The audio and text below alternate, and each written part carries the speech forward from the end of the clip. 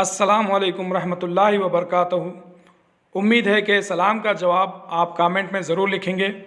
आइए शुरू करते हैं। इस वीडियो में हम जमात शशुम के चौथे सबक सतह मुर्तफ़ा पर वाक़े एक गांव डोकुर के बारे में पढ़ेंगे, उसके अहम नुकात को जानेंगे, जिसमें CCE के मुताबिक डोकुर गांव को मिसाल बनाकर सतह मुर्तफ़ा की जोग्राफ़ियाई ख़ुसूसियात बयान की गई हैं। हमारे लिए डोकुर गांव की ख़ुसूसियात अहम नहीं है, ना ही डोकुर गांव का डेटा हमारे लिए अहम है, बल्कि इस गांव को मिसाल बनाकर जो जोग्राफ़ियाई ख़ुसूसियात बयान की गई हैं सतह मुर्तफ़ा की, वो नुकात हमारे लिए बहुत अहम हैं। इसमें यहाँ पर पाई जाने वाली मिट्टी ख़ासकर काली मिट्टी और लाल मिट्टी का तस्करा है, उसकी ख़ुसूसियात हैं, और यहाँ का दर्जा हरारत मौसम गर्मा का और मौसम सरमा का जो दर्जा हरारत होता है वो बयान किया गया है।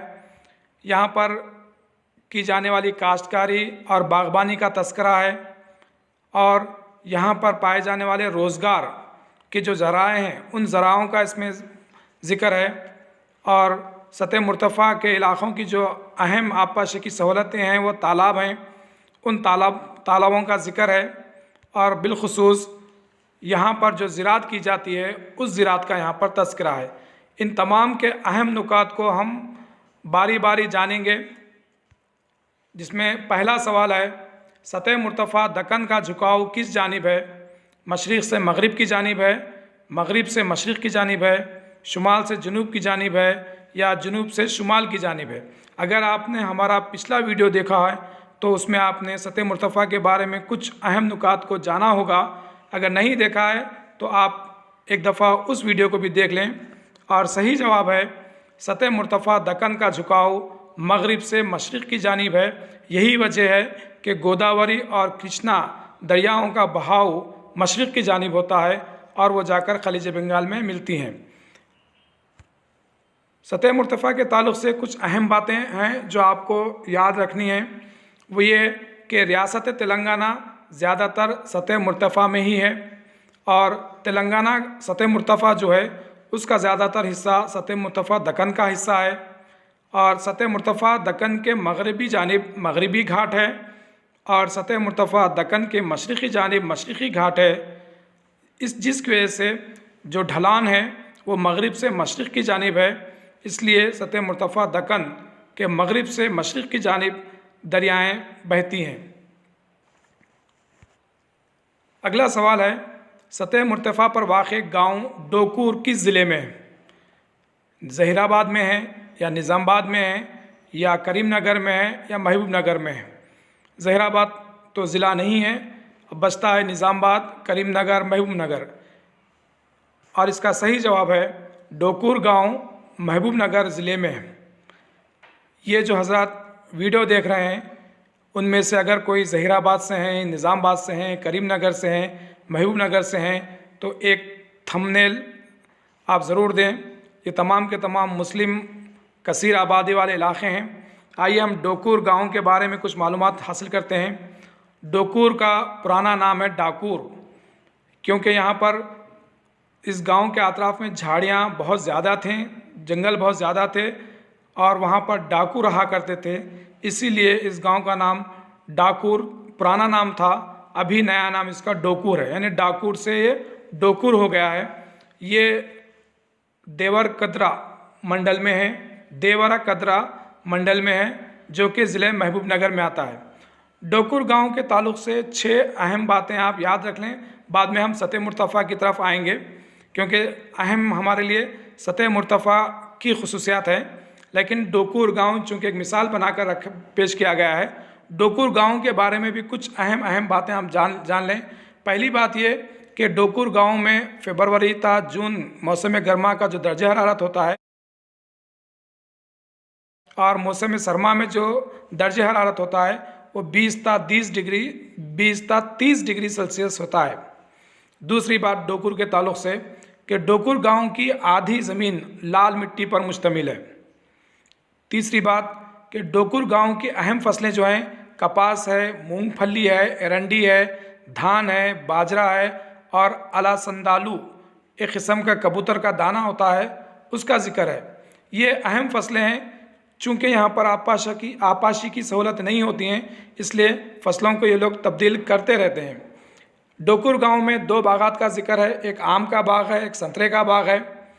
अब चूँकि यहाँ पर आपाशी की सहूलत नहीं है और ज़मीन भी ज़रख़ेज़ ज़मीन नहीं है, इसलिए यहाँ के लोग रोज़गार की तलाश में पूना और गोवा को नक़ल मकानी करते हैं और 6 महीने के बाद जब बारिश का मौसम शुरू होता है फिर से वापस आकर ये लोग ज़राअत के कामों में लग जाते हैं।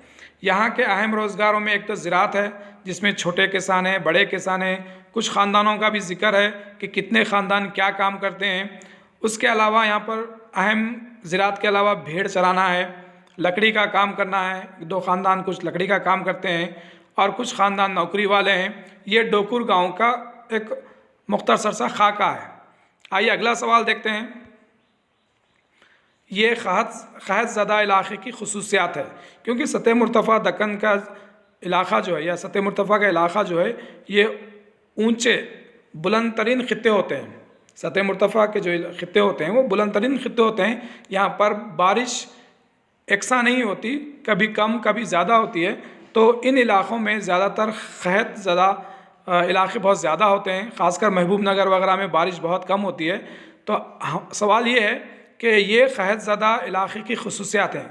क्या क्या ख़ुसूसियात हैं? ऑप्शन ए, साल दर साल बारिश में कमी होती है। ऑप्शन बी, फसलें सूख जाती हैं।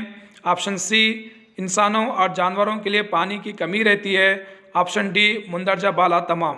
ये डोकुर गांव की ख़ुसूसियात को बताकर सतह मुर्तफ़ा के क़हत ज़दा इलाक़े की ख़ुसूसियात बताई गई हैं और इसका सही जवाब है मुंदरजा बाला तमाम। यानी ये जो ख़ुसूसियात हैं, बारिश में कमी होना, फसलों का सूख जाना और इंसानों और जानवरों के लिए पानी की कमी होना, ये तमाम के तमाम क़हत ज़दा इलाक़े की ख़ुसूसियात हैं। और डोकुर का जो इलाक़ा है वो भी क़हत ज़दा इलाक़े में आता है। और बहुत सारे ऐसे मंडल और गांव हैं हमारे तेलंगाना में जो कि क़हत की लपेट में रहते हैं।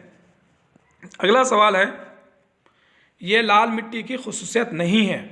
लाल मिट्टी की ख़ुसूसियत नहीं है। पिछले वीडियो में हमने मिट्टी की ख़ुसूसियात के बारे में पढ़ा था, उसी से मिलता जुलता ये सवाल है कि ये लाल मिट्टी की ख़ुसूसियत नहीं है। चूँकि डोकुर गांव की आधी ज़मीन लाल मिट्टी पर मुश्तमिल है, इसलिए लाल मिट्टी तेलंगाना में भी बहुत ज़्यादा पाई जाती है। ख़ुद ज़हीराबाद तकरीबन ज़हीराबाद की जो मिट्टी है वो लाल मिट्टी ही है। इसी तरह दूसरे इलाक़ों में भी लाल मिट्टी बहुत ज़्यादा पाई जाती है। तो ये लाल मिट्टी की ख़ुसूसियत नहीं है। ऑप्शन ए है, लाल मिट्टी ज़्यादा गहरी और ज़रख़ेज़ नहीं होती। ऑप्शन बी, लाल मिट्टी में ज़रूरी तग़ज़िये की कमी होती है। ऑप्शन सी, लाल मिट्टी रतूबत को ज़्यादा ज़ख़ीरा नहीं कर सकती। ऑप्शन डी, लाल मिट्टी में फसलें ज़्यादा अरसे तक बरकरार रहती हैं। अब इसमें कौन सी ख़ुसूसियत नहीं है? सही जवाब है कि लाल मिट्टी में फसलें ज़्यादा अरसे तक बरकरार रहती हैं। ये बयान गलत है। ये ख़ुसूसियत लाल मिट्टी की नहीं होती, बल्कि लाल मिट्टी में फसलें ज़्यादा अरसे तक बरकरार नहीं रहती हैं, बहुत कम अरसे तक बरकरार रहती हैं, क्योंकि लाल मिट्टी ज़्यादा देर तक रतूबत को ज़ख़ीरा नहीं कर सकती। ये जो 3 ऑप्शन हैं, ये 3 के 3 लाल मिट्टी की ख़ुसूसियत हैं कि लाल मिट्टी रतूबत को ज़्यादा ज़ख़ीरा नहीं कर सकती, लाल मिट्टी में फसलें ज़्यादा अरसे तक बरकरार नहीं रह सकती, इसलिए यहाँ पर 2 फसलें होते हैं, रबी की और ख़रीफ़ की फसलें होती हैं। लाल मिट्टी में ज़रूरी तग़ज़िये की कमी होती है और लाल मिट्टी ज़्यादा गहरी नहीं होती और ना ही ज़रख़ेज़ होती है। अगला सवाल है, ये काली मिट्टी की ख़ुसूसियत नहीं है। ऑप्शन ए, काली मिट्टी ज़्यादा गहरी और ज़रख़ेज़ होती है। ऑप्शन बी, काली मिट्टी सूखने पर और नरम हो जाती है। ऑप्शन सी, काली मिट्टी रतूबत को ज़्यादा ज़ख़ीरा कर सकती है। ऑप्शन डी, काली मिट्टी में फसलें ज़्यादा अरसे तक बरकरार रहती हैं। और इसका सही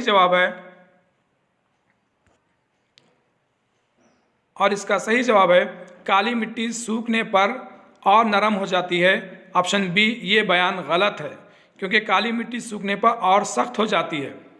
तो काली मिट्टी की जो अहम ख़ुसूसियात हैं, पहली ख़ुसूसियत ये है कि काली मिट्टी ज़्यादा गहरी होती है और ज़रख़ेज़ होती है। काली मिट्टी में रतूबत को ज़्यादा ज़ख़ीरा करने की सलाहियत होती है और काली मिट्टी में फसलें ज़्यादा अरसे तक बरकरार रहती हैं।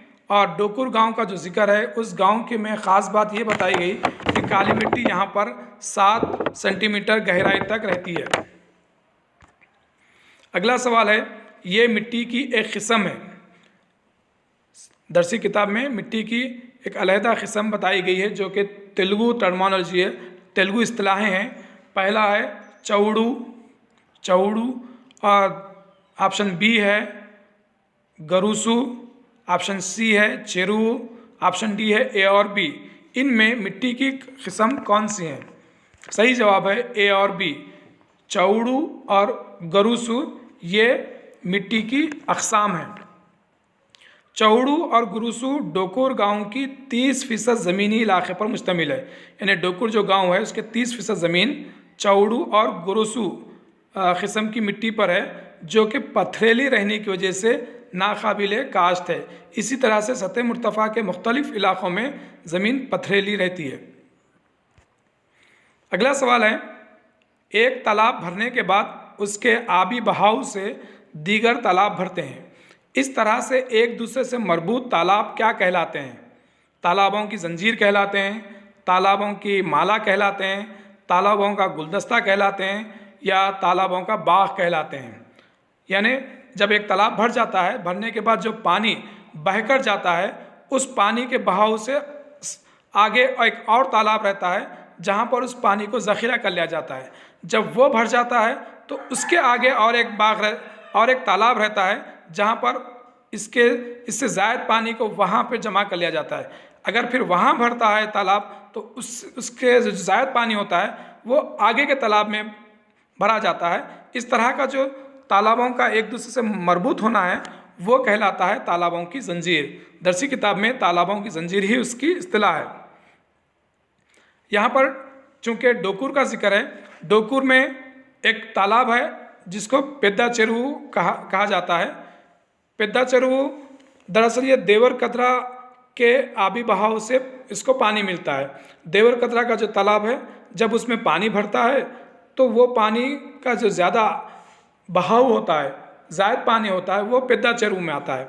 और पेद्दा चेरुवु में जब तालाब भर जाता है तो उसका जो ज़ायद पानी है वो पानी चाकली, कोईकुंटा, वानी वेम्पू और बड़ी वेम्पू, इन तालाबों में वो पानी वहाँ पर ज़ख़ीरा होता है। इस तरह से ये एक तालाबों की जंजीर होती है। यहाँ पर देवर कदरा से पेद्दा चेरुवु से चाकली, कोईकुंटा, वानी वम्पू और बड़ी वम्पू, इन तालाबों को एक के बाद एक पानी मुहैया होता है। अगला सवाल है, डोकुर गांव की ज़मीन से मुताल्लिक़ ये बयान सही है? सही बयान है। कौन सा बयान सही है?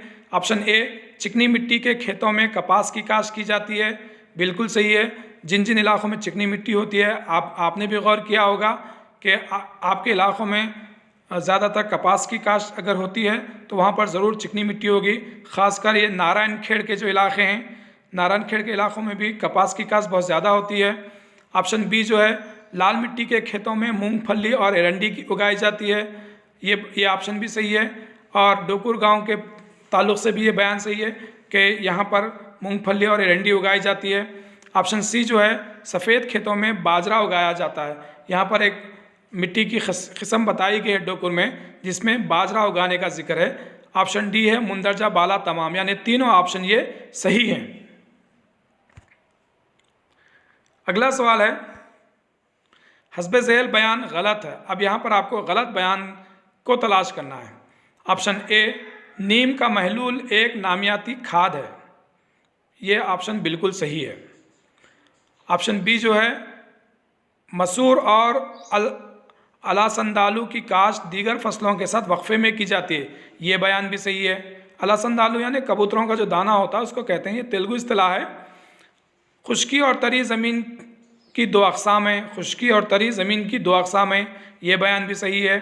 धान की फसलें बग़ैर आबपाशी के खुश्की की ज़मीन पर उगाई जाती हैं, ये बयान गलत है, क्योंकि धान की फसल के लिए बहुत ज़्यादा पानी की ज़रूरत होती है, आबपाशी की ज़रूरत होती है, और ये धान की फसलें जो हैं वो तरी की ज़मीन पर उगाई जाती हैं। इसके अलावा जो दूसरी फसलें हैं जैसे बाजरा है, जवारी वगैरह है, कपास है, ये खुश्क ज़मीनों पर उगाई जाती हैं। तो हमारा जवाब सही है ऑप्शन डी, यानी धान की फसलें बग़ैर आबपाशी के खुश्की की ज़मीन पर उगाई जाती हैं, ये बयान गलत है। अगर आपने यहाँ तक वीडियो देखा है अगर आपको वीडियो पसंद आया है तो ज़रूर इस वीडियो को लाइक करें। मेरी गुजारिश है, रिक्वेस्ट है कि इतनी कोशिश के बाद भी अगर लाइक ना मिलें तो कुछ तकलीफ़ तो हो ही जाती है, तो इसलिए गुजारिश है कि आप लाइक का बटन ज़रूर दबा दें। और जिन्होंने अब तक सब्सक्राइब के बाद जो बेल आइकन रहता है, बेल आइकन को नहीं प्रेस किया है, वो भी बेल आइकन को प्रेस कर दें ताकि